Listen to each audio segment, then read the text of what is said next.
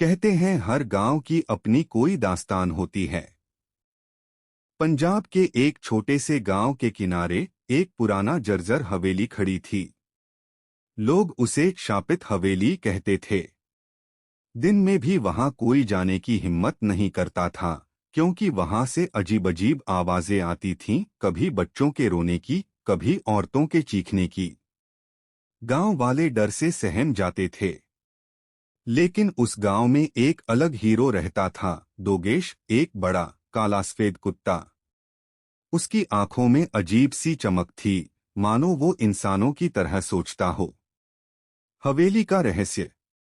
एक रात गांव के बच्चे खेलने खेलने में उस हवेली के पास पहुंच गए। दरवाजा चरमराकर खुला और अंधेरे से एक साया बाहर निकला। बच्चे डर के मारे चीख पड़े। तभी दूर से तेज कदमों की आवाज आई।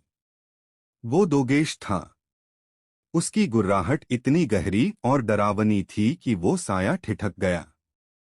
हवेली की खिड़कियां अपने आप बंद हो गईं, जैसे हवेली खुद डर गई हो। डर से जंग।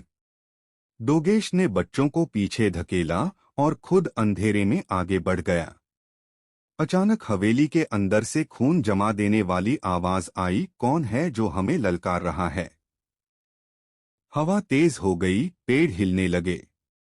लेकिन दोगेश पीछे नहीं हटा। उसकी आंखें लाल चमकने लगीं।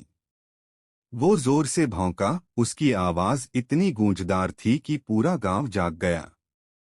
लोग बाहर आए और देखा कि हवेली की टूटी खिड़कियों से काले धुएं जैसे साए बाहर निकल रहे हैं। दोगेश उन पर झपटा। असली हीरो। हर बार जब कोई साया बच्चों की ओर बढ़ता, दोगेश अपने दांत और ताकत से उसे रोकता। धीरे धीरे सारी बुरी आत्माएं धुएं में बदलकर चांद की तरफ उड़ गईं। हवेली एक जोरदार धमाके के साथ शांत हो गई। अंधेरा गायब, सिर्फ चांदनी रह गई। गांव का रखवाला।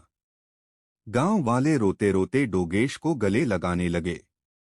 उस दिन से लोग कहते हैं, जब तक दोगेश इस गांव में है, कोई बुरी ताकत हमें छू भी नहीं सकती। अब हवेली भी डरावनी नहीं रही। लोग वहां दीपक जलाते हैं और दोगेश को असली हीरो मानते हैं।